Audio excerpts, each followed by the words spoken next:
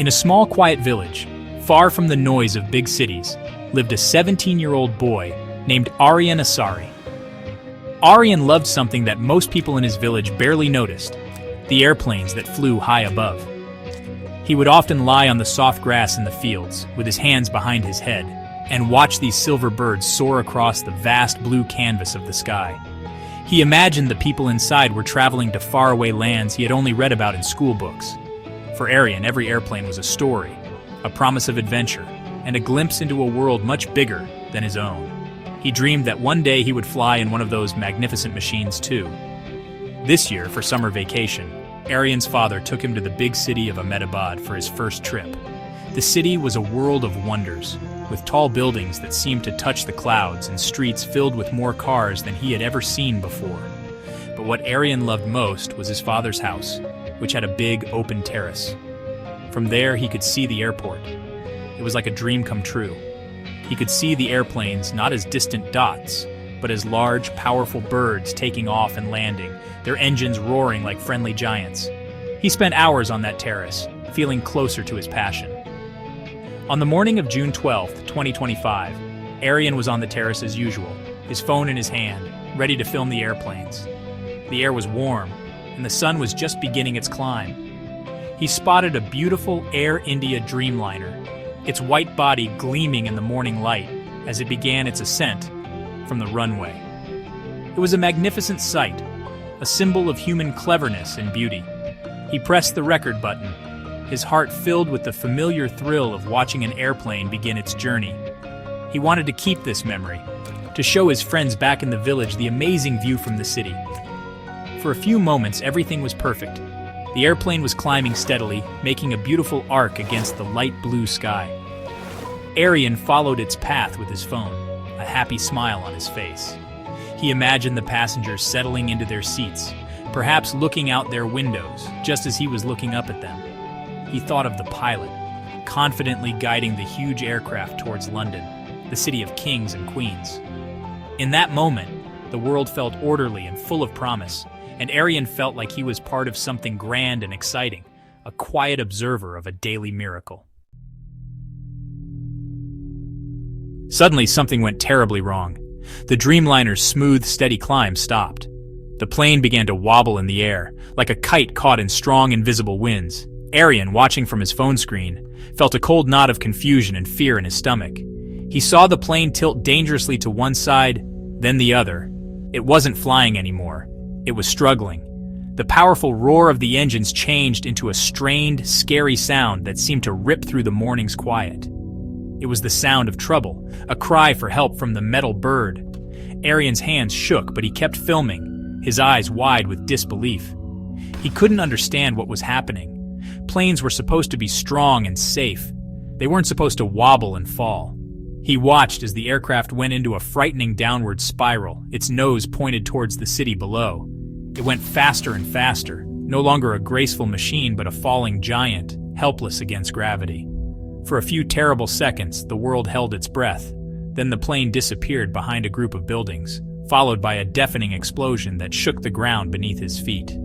A thick column of black smoke rose into the sky, a dark stain on the morning's blue. The terrible silence after the explosion was worse than the noise.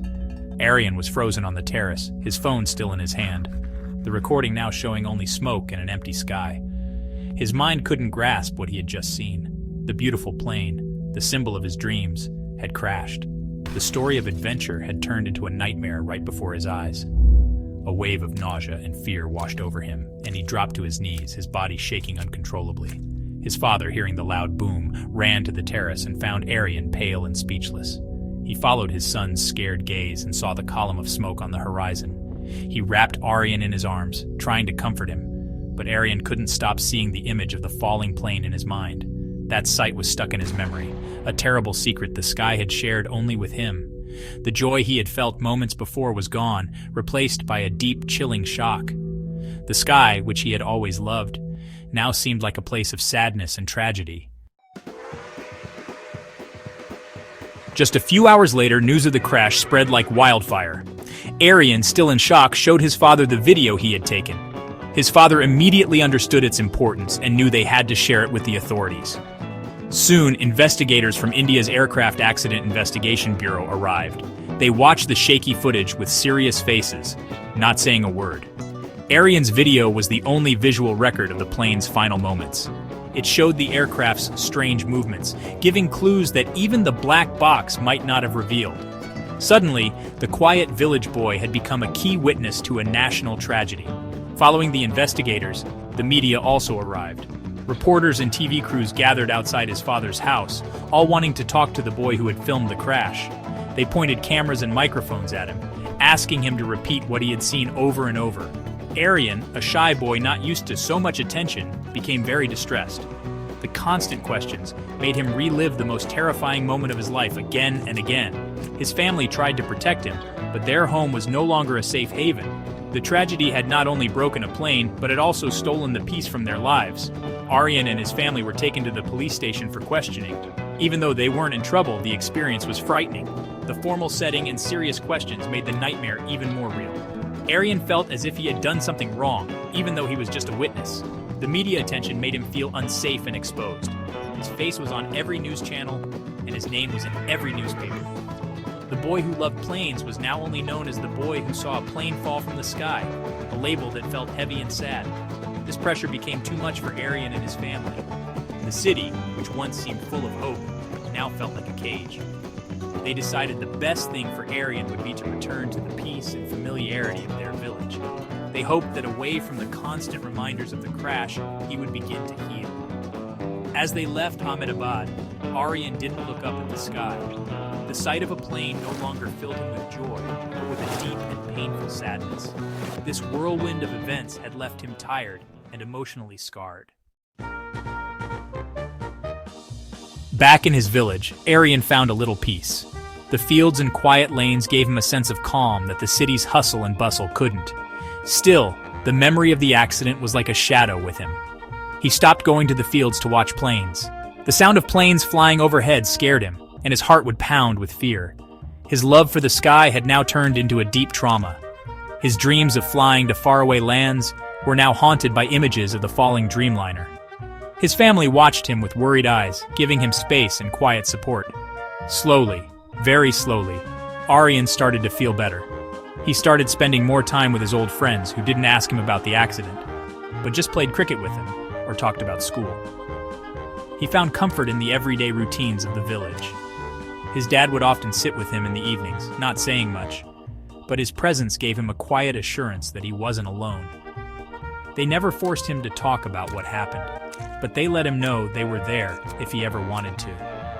These small acts of kindness were like soft medicine for his wounded soul.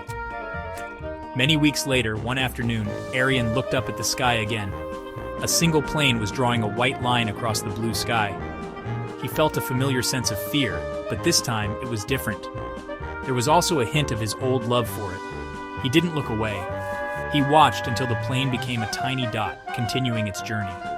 It was a small step, but it was full of hope. He realized that while the sky held a terrible memory, it was also the same vast, beautiful place that had drawn him in for so long. Aryan's journey isn't over yet. The mark of that tragic day will likely always be with him, but he's slowly learning to live with it. The accident changed him, taking away some of his innocence, but giving him a deeper understanding of life's fragility. Perhaps one day, his love for airplanes will return, not as it was before, but something calmer and more thoughtful.